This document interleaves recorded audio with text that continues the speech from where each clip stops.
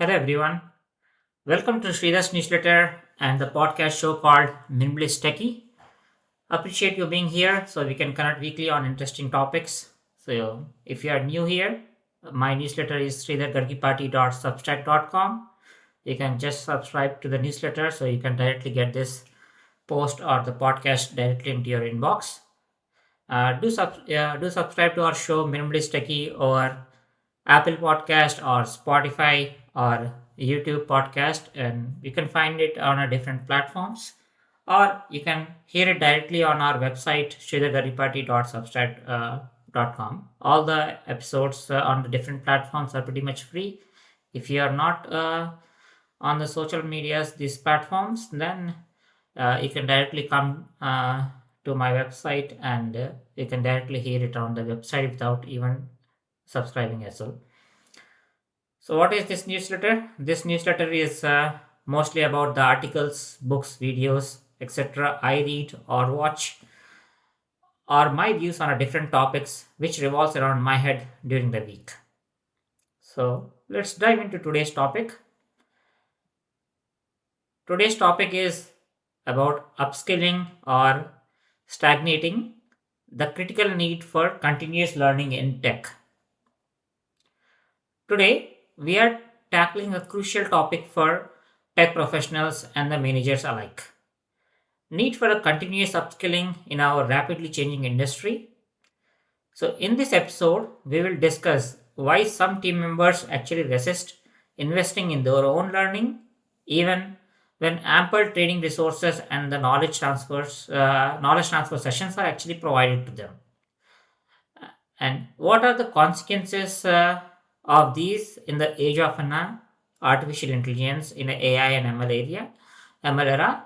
So we will also explore what a technological professionals have to do, or a management or leaders has to do in order to foster a culture of growth and accountability, and how each one of us can stay ahead in our careers. Imagine starting a very new project with a brand new technologies. So you have given access to the best online resources, training sessions, and plenty of time for the knowledge transfer sessions.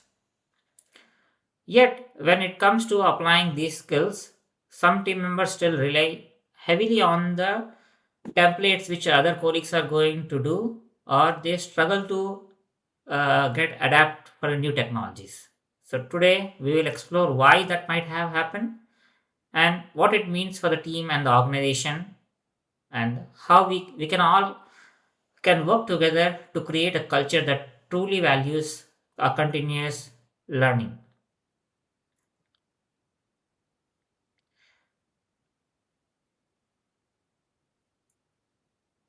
Let's understand first the problem statement.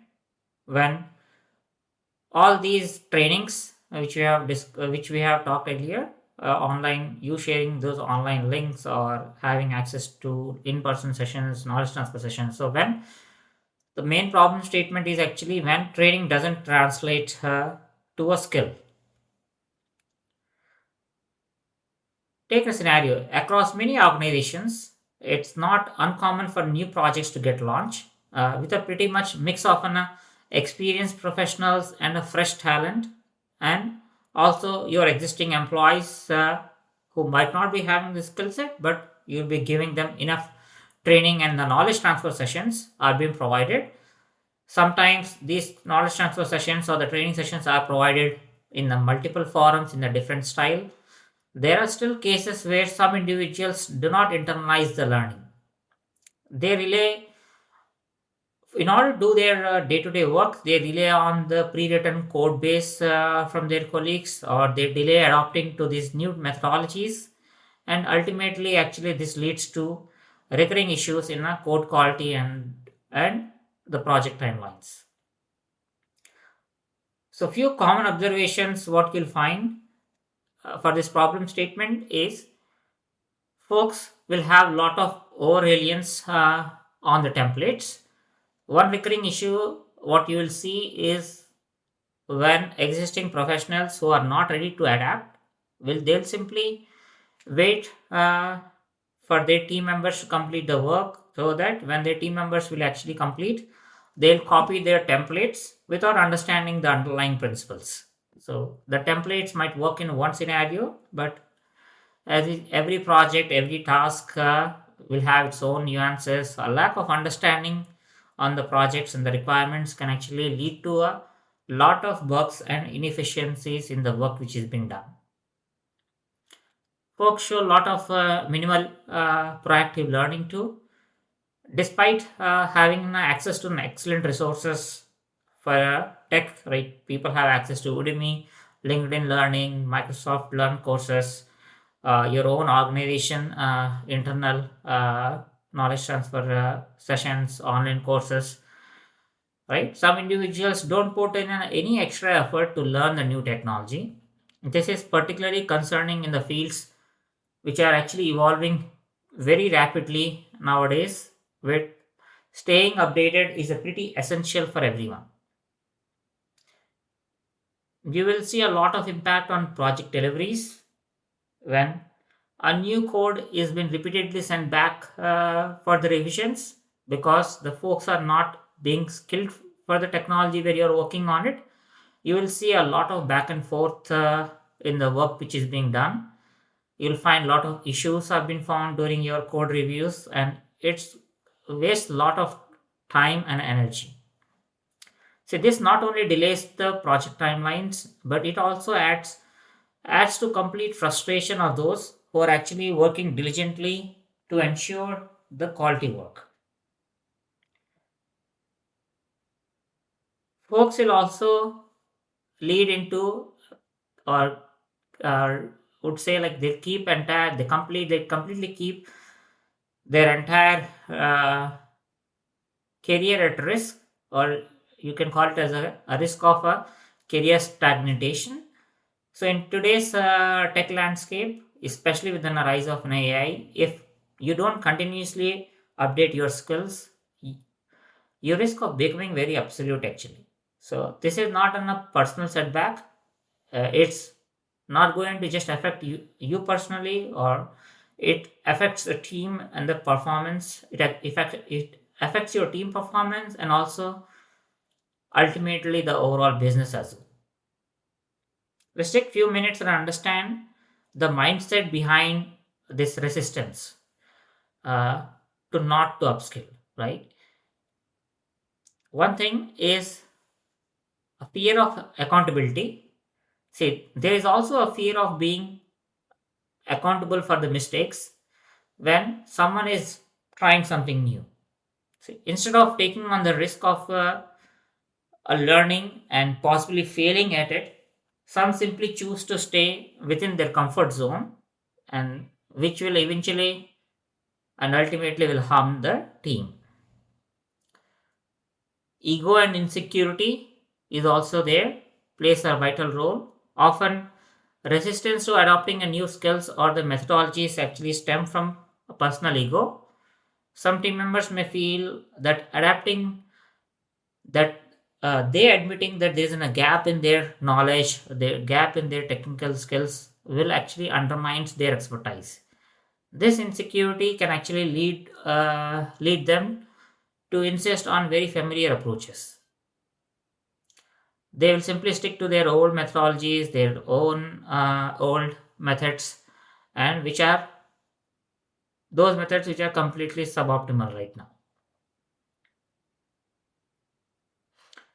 Lack of incentives for upskilling as well. This you can just blame a person who are not ready to upskill. They'll simply blame this on an organization, that they have lack of incentives for upskilling. See, yes, sometimes organizations really don't provide enough motivation or the career paths uh, in order for you to get a rewards for your learning, or get a rewards for you to get the certification. If you're not incentivized to grow, you will simply think you might not see a value in investing time in your upskilling. I think you need to clearly look into it. This is just a simple blame game. Nowadays, the days are gone where these type of learnings are very limited to certain big schools, right? It's no longer that case, right? Every technology from even in India, back home in if IIT, they have everything on the YouTube for entire graduation and post graduation on the critical topics. Governments are also giving a lot of online material in order to get people to get upskill. If you see in US, you see LinkedIn Learning, you see Microsoft Learning. You can go to Amazon AWS page and look into their documentation there, and or go Udemy, go into your library. So this is just a blame game now in at least in this current era, where you cannot blame your organization that they are not providing you enough motivation in order for you to upskill. There is no incentive if you're really working in this particular skill, if you're working in that particular technical area, then it's your responsibility to upskill as well. What are some consequences of not upskilling? So you'll see a lot of impact on the project efficiency when team members who actually fail to adapt to new skills. The result is often will often lead to a lot of inefficiencies. The extra the time which is spent on the rework will cause lot of delays in the meeting your project deadlines, and ultimately will have a lot of negative impact on the business outcomes. In this fast-paced world of technology, the stagnation can be very costly. If you are not keeping up with the new technologies, you risk of being left behind. See, employers and the industry leaders are actually increasingly looking for the professionals who are very proactive about continuous learning. So this becomes even more critical in the era where AI and automation are rapidly changing the job roles. See, the frustration which is experienced by highly skilled team members can also lead to a toxic work environment when some individuals are repeatedly fail to learn, repeatedly fail to upskill. It not only affects their own delivery, it affects as an overall as a project delivery, but it also demotivates your team dynamics, and it demotivates others who are actually putting in that particular huge effort in order to innovate or in order to improve upon. So this do impact a lot of your, not just you, impact is there for your team dynamics and the morale as well. Yeah, ultimately, definitely a lot of financial and the business impact. See, these issues will lead into a ripple effect. A poor performance of a resource will actually delays, and the delays can lead into a loss of business opportunities, strained client relationships, and pretty high increase in the costs. And that will actually issues these will actually issues that going to affect the entire organization level as well. Given that we understand the problem statement and the mindset and the consequences, let's lead into what are some strategies to foster a culture of a continuous learning and the collaboration in your teams. See, one key strategy is to document every recommendation and the decision. When you have a very clear data backed evidence showing that a simpler and a tested solution will work better, it makes it very harder for others to dismiss your input, right? This will also baseline for an accountability of your team. Encourage a culture of collaboration. Build a collaborative process in your team. Instead of waiting for a disagreement between these resources who are not skilled enough but having their opinions, right? Instead of waiting for the disagreements to get escalate, propose a joint review sessions between multiple folks, teams, and discuss those solutions together. This can help to bridge the gap between the different teams and align everyone's goals. Do set up some clear KPIs for upskilling to upskilling these certain skills. Establish certain measurable goals which are not just for your project deliverables but also for their individual upskilling as well. For instance, you might require team members to complete a certain number of online courses or certifications semi-annually or annually. This not only improves the skills but also creates a lot of accountability within the team.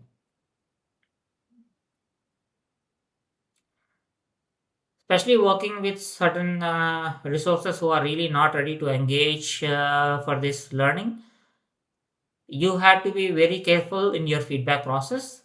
So make sure your teams have a certain process to always have a constructive escalations.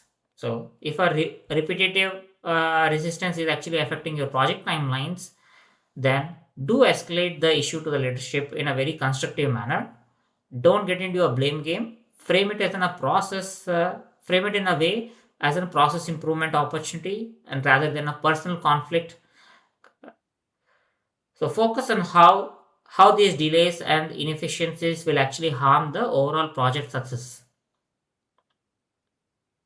Do promote a growth mindset in your organization, in your teams. Promoting a growth mindset is pretty important in this era.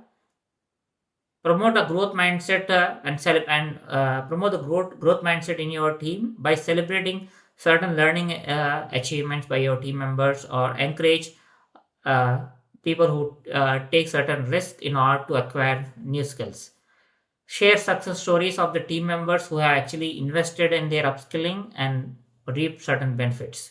This will actually motivate others to follow the particular same suit, right? As a leader, uh, your main role is to do mentorship and coaching. So mentor those who are actually struggling to upskills. Sometimes you can do a one-on-one coaching, or pairing them with a more experienced colleague will actually make a lot of significant difference in day-to-day coaching. So this not only will actually improve skills but will also build a strong team relationships within the colleagues. Do balance the as a leader. It's your responsibility to do balance the team workload, so that you can ensure that the responsibilities are actually distributed in a way that will actually allow the team members the time and the space to learn along with their day-to-day work.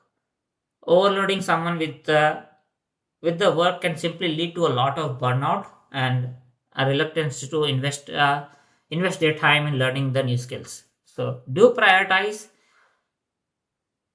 professional development as part of your overall project planning as well. Yeah. So to wrap up, the resistance to upskilling, whether it is from ego or a fear of change or a lack of incentives, will actually can have a very serious consequences on a project delivery. It will impact, as we discussed, on a team moral, team dynamics, and their own individual career growth, their own job security as well. So, in our rapidly evolving industry, continuous learning isn't just a bonus, isn't just a nice to have stuff to there. It is a pretty necessity for everyone. I encourage every listener, whether you are a tech professional or you are a team member or a manager, to reflect on your own approach to the learning. Ask yourself, what steps can I take so that I can stay relevant? Or what steps I need to take in order to make my team stay relevant?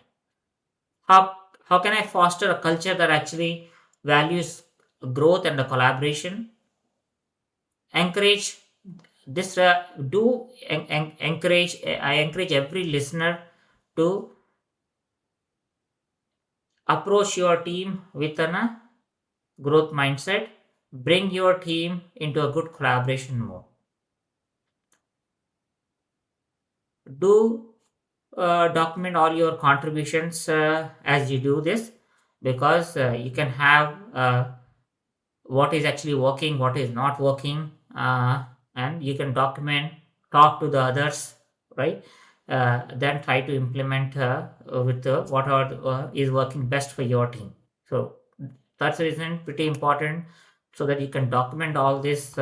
Do embrace a constructive feedback, and advocate your entire team for a lot more a collaborative approach in, so that that can actually improve their day-to-day decision making process as well. So these steps what we have discussed can actually help build a very stronger and a more resilient team, where every team member is actually committed to a continuous improvement. See, if you have experienced any similar challenges or have found effective strategies for overcoming them, please share your story with us, and do connect with your colleagues and join discussions on a professional forums, and always invest your own growth. So together we can actually create great work environments that can actually value both quality and the continuous learning. So thank you for tuning into today's episode of Minimalist Techie. I hope these insights will actually inspire you to take an action, not just for your career, but for an overall success of your team and your organization. So stay curious, stay proactive, and until next time, keep learning and growing. Or I would say, from do share, like, subscribe, whatever these days kids says. So stay connected, guys. Share ideas and spread happiness. Thank you.